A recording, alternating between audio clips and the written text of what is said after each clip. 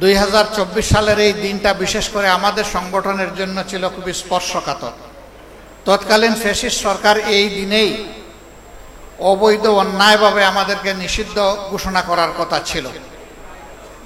পরে তারা একদিন পিছিয়ে 1 আগস্ট এই অপকর্মটি তারা করেছিল। আমরা সাথে সাথে প্রেস কনফারেন্স করে এটা প্রত্যাখ্যান করেছিলাম এবং জনগণকে, আমাদের সহকর্মীদেরকে আহ্বান জানিয়েছিলাম যে এই দেশে প্রতিবাদের শেষ ঠিকানাও এই সরকার যেহেতু নিশ্চিহ্ন করে দিতে চাচ্ছে, এখন আর বসে থাকার সময় নাই। এখন সবাইকে ঝাঁপিয়ে পড়তে হবে, আন্দোলনকারী জনতার সাথে মিশে যেতে হবে।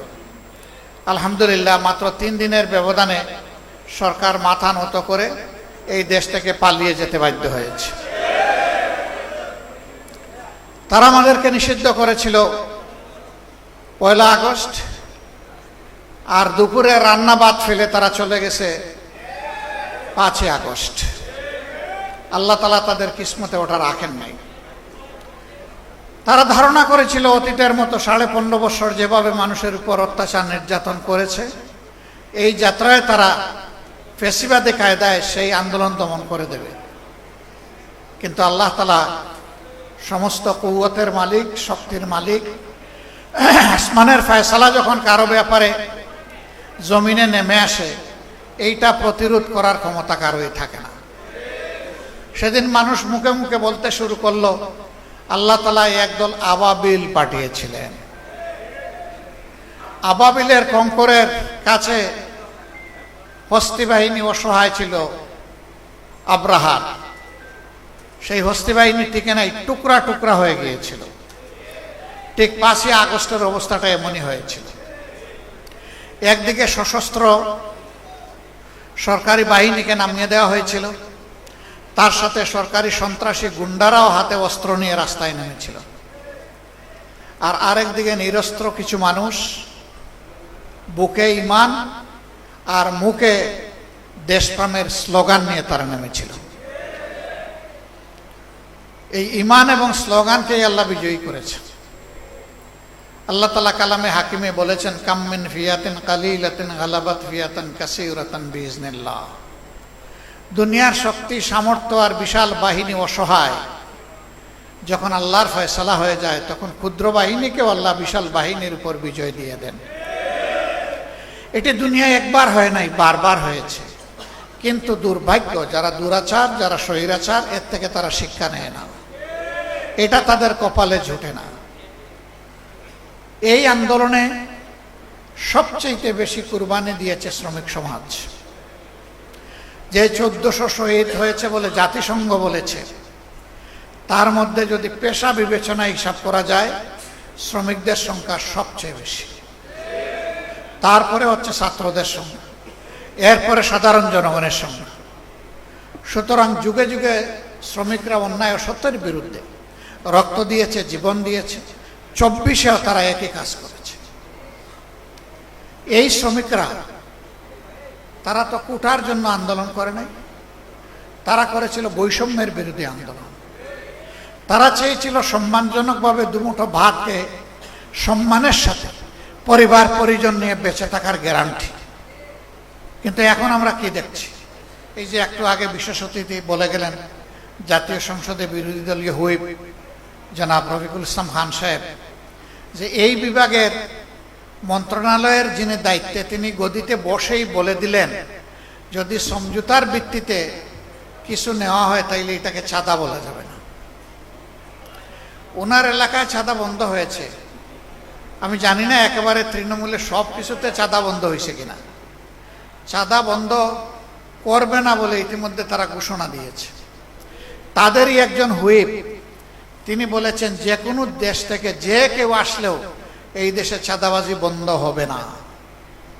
তবে তারেক রহমানের সরকার চেষ্টা করতেছেন এটাকে কিছু নিচে নামাইয়া আনার। মানে এইটার মাধ্যমেও দ্বিতীয় দফা চাঁদাবাজিকে জাতীয় সনদ বা স্বীকৃতি দেওয়া হলো। 1 কোটি 1.5 কোটি মানুষকে তারা চাকরি দিবেন, তাই না? তো অনেকে বলে যে চাকরি তো দিয়েই দিয়েছেন, আর দেওয়া লাগবে কেন? টেম্পু স্ট্যান্ডের চাকরি। কি চাকরি এটা বুঝেন তো আপনারা? চাকরি তো হয়ে গেছে। এই চাকরি তো আমাদের জনগণ চায় না।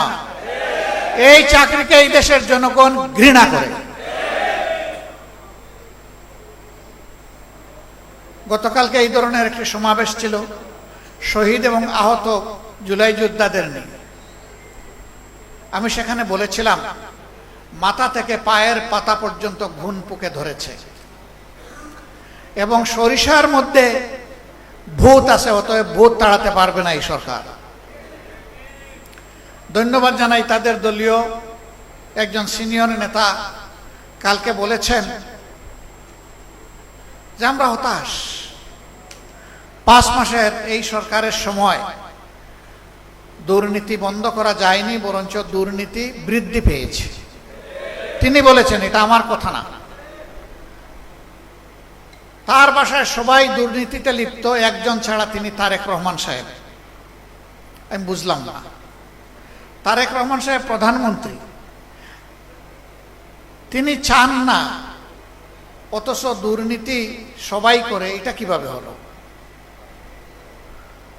আমরা দেখি তার ইশারায় সবকিছু চলে, তাহলে তার ইশারায় এটা বন্ধ হয় না কেন?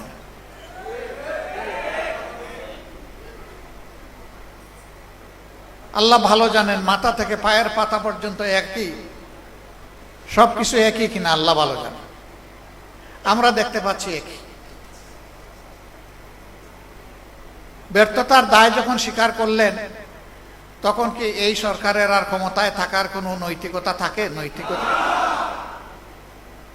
নৈতিক দিক থেকে সরকার তার অধিকার হারিয়েছে দেশকে পরিচালনা করা। তিনি তো প্রেসের সামনে খোলামেলা বলেছেন, তো এটা তো গোপন কোনো কথা না। এটি হচ্ছে এই সরকারের আমলের বাস্তব চিত্র। ফেডারেশনের 12 দফা দাবি আমি দেখলাম এক এক করে, এবং এইখানে তার কিছু ফেস্টুনও টানানো আছে। এই দাবিগুলা করতে হবে কেন? এটাই তো হওয়া উচিত সমাজে। করতে হচ্ছে এই কারণে যে সমাজে ন্যায্য অধিকারটা প্রতিষ্ঠিত হয়তো নাই, বরঞ্চ অধিকার নিয়ে কাড়াকাড়ি হচ্ছে। চাঁদাবাজদের হাতে যেখানে সেখানে পরিবহন শ্রমিকরা তারা নাজেহাল হচ্ছেন। চাঁদা দিতে অস্বীকার করলেই তাদের উপর বিপদ নেমে আসছে। তাদেরকে মারধর করা হচ্ছে, আহত করা হচ্ছে, গাড়ি ভেঙে দেওয়া হচ্ছে। কারা করছে? সরকারি দলের লোকেরা করছে, এটা পরিষ্কার। আমরা আপনাদের দাবির সাথে সম্পূর্ণ একমত, এবং আমরা পরিষ্কারভাবে বলতে চাই, এই বাংলাদেশ থেকে ইনশাআল্লাহ ভূত তাড়ানো হবে। রক্ত তো সবাই মিলেই দিয়েছি। আমরা জুলাইয়ের এই অর্জনকে নিজেদের দলীয় অর্জন হিসাবে কখনো দাবি করি না এবং করব না। এই অর্জন 18 কোটি মানুষের অর্জন। আমি সকলকে অনুরোধ করব, এককভাবে কেউ যেন এর কৃতিত্ব দাবি না করেন। ব্যক্তি হোক, দল হোক, গোষ্ঠী হোক, এইটা কারো একার নয়। 10 মাসের যে সন্তানকে মা কুলে নিয়ে রাস্তায় নেমে এসেছিলেন, ওই সন্তানের দাবি কি ছিল? ওই সন্তানের দাবি তার মায়ের মুখ দিয়ে বের হয়ে এসেছিল যে আমার সন্তান আগামীতে একটা বৈষম্যহীন বাংলাদেশ দেখতে চায়। অতএব এটা কোনো গোষ্ঠীর আন্দোলন ছিল না, 18 কোটি মানুষের আন্দোলন ছিল। অনেকে বলেছেন আমাদের দলের এতজন শহীদ হয়েছে। আমরা বলি যে শহীদরা কোনো দলীয় সম্পত্তি নয়, শহীদরা জাতির সম্পদ। একবারের জন্য জামাতে ইসলামী বলে নাই যে আমাদের এতজন শহীদ হয়েছে। আমরা প্রতিজন শহীদকে সম্মান করি এবং জাতির সম্পদ হিসাবে তারা সবাই আমাদেরও সম্পদ। আহত পঙ্গু যারা হয়েছেন তারা এখনো কষ্টে কাতরাচ্ছেন। বুলেট পিলেট শরীরে নিয়ে তারা রাতে ঘুমাতে পারে না, কাজকর্ম করতে পারে না, অকাজে হয়ে পড়েছে। তাদেরকে যেভাবে স্বীকৃতি এবং সম্মান দেখানো উচিত সেটা দেখানো হচ্ছে না। আমরা পরিষ্কারভাবে দাবি জানাই, অবশ্যই জুলাইয়ের শহীদ এবং জুলাই যোদ্ধাদেরকে তাদের প্রাপ্য সম্মান দিতে হবে। যদি তাদেরকে তাদের প্রাপ্য সম্মান দেওয়া হয়, তাহলে মায়েদের গর্ভে আরো বেশি বেশি করে বীর জন্ম নেবে ইনশাআল্লাহ। আর যে জাতির মায়েরা বীর সন্তান জন্ম দেবে, সেই জাতি বিশ্বের কোনো দানবের কাছে মাথা নত করবে না। আমরা কোনো আধিপত্যবাদের কাছে মাথা নত করব না। অনেকে আমাদেরকে পার্টি নন গ্রাটা, মানে তাদের দেশে এই পার্টিকে তারা বরণ করবে না বলে ঘোষণা দিয়েছে। আমরা এগুলা কেয়ার করি না। আল্লাহ তাআলা বাংলাদেশে জন্ম দিয়েছেন, এই বাংলাদেশের লাভ ক্ষতি হচ্ছে আমাদের লাভ ক্ষতি। এই বাংলাদেশ নিয়েই বাঁচতে চাই, এই বাংলাদেশের জনগণের জন্য লড়াই করতে চাই, এই বাংলাদেশের জনগণের হাতে হাতে তাদের অধিকার তুলে দিতে চাই। এর আগ পর্যন্ত আমরা থামবো না ইনশাআল্লাহ। সম্মানিত ভাইয়েরা, আপনারা সব জায়গায় রুখে দাঁড়ান। আপনি রুখে দাঁড়াইলেই আপনি বাংলাদেশ, আপনি মাথা নত করলেই একদম সর্বনাশ। এই হারা যাবে না, জিততে হবে ইনশাআল্লাহ। অশুভ শক্তির বিরুদ্ধে বুক টান করে লড়েই জিতবো ইনশাআল্লাহ। এবং এদেশের মানুষের অধিকার আমরা ছিনিয়ে আনবো। ধানাই পানাই করা হচ্ছে গণভোটের রায় নিয়ে, আমাদের স্পষ্ট কথা, এই রায় মানতে হবে। 70% জনগণ রায় দিয়েছে। যদি গণতন্ত্রে বিশ্বাস করেন এবং নিজেদেরকে গণতন্ত্রের দল এবং সরকার মনে করেন, তাহলে 70% মানুষের রায় অবশ্যই মানতে হবে। এই রায় অস্বীকার করার মানে হচ্ছে জনগণকে অপমান করা। জনগণের অপমান আমরা বরদাস্ত করব না। আমরা কথা দিয়েছি লড়ে যাব ইনশাআল্লাহ। আমরা কথা দিয়েছি বিজয়ী হব আল্লাহর সাহায্যে বিইজনিল্লাহ। আল্লাহ সবসময় ন্যায় এবং হকের পক্ষে থাকেন, মজলুমের পক্ষে থাকেন। আমরা আগেও মজলুম ছিলাম, এখনো মজলুম, আপনারা বুঝতে পারছেন। আমাদের বিরুদ্ধে হাজার ষড়যন্ত্র হচ্ছে। মহান আল্লাহ আমাদের জন্য যথেষ্ট। হাসবুনাল্লাহু নি'মাল ওয়াকিল, নি'মাল মাওলা ওয়া নি'মান নাসির। আমরা আল্লাহর উপর চূড়ান্ত ভরসা রাখি, আল্লাহর সাহায্য চাই এবং আল্লাহর জন্য মরতেও চাই, জীবন দিতে চাই। আল্লাহর হুকুমে এই মানবতার জন্য আমরা জীবন দিতে চাই। এই জীবন দেওয়াকে গৌরবের মনে করব যদি মানুষের অধিকারের জন্য লড়াই করে আল্লাহ তাআলা আমাদেরকে কবুল করে। সম্মানিত ভাইয়েরা, আপনারা আজকে চলে যাবেন, কিন্তু একটা শপথ নিয়ে যান যে জীবনে নিজে কোনো অন্যায় করবেন না, আর কোনো অন্যায়কে প্রশ্রয় দেবেন না। যদি এই শপথ নিতে পারেন, তাহলে আল্লাহর ওই কালাম, এই কালামের কেরামতি দেখবেন ইনশাআল্লাহ। কাম মিন ফিয়াতিন কালিলাতিন গালাবাত ফিয়াতান কাসীরাতান বিইজনিল্লাহ। এখন যারা দেশ শাসন করছেন, 8 তারিখ যখন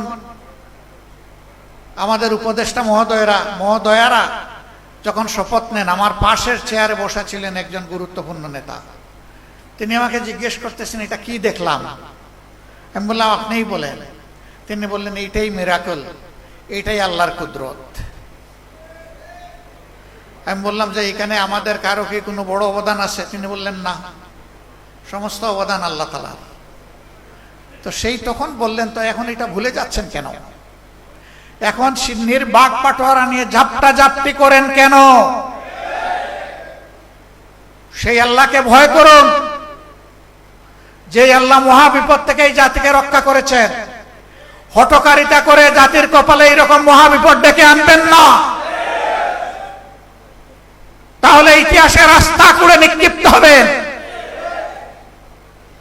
পরিশুদ্ধ হন, সৎ পথে চলুন, দুর্নীতিকে কঠোর হস্তে দমন করুন, চাঁদাবাজি নির্মূল করুন। কথা দিচ্ছি, আমরা 18 কোটি মানুষ আপনাদেরকে সাহায্য করব। কিন্তু জনগণের আকাঙ্ক্ষার বিপরীতে চললে এদেশের জনগণ এবং আমরা কাউকে ছেড়ে দিয়ে কথা বলবো না। আল্লাহ রাব্বুল আলামিন আমাদেরকে সেই শক্তি দান করুন। বাংলাদেশ ইনশাআল্লাহ মুক্ত হবে, তবে হয়তো তার জন্য আরো বড় কোনো ত্যাগ স্বীকার করতে হবে।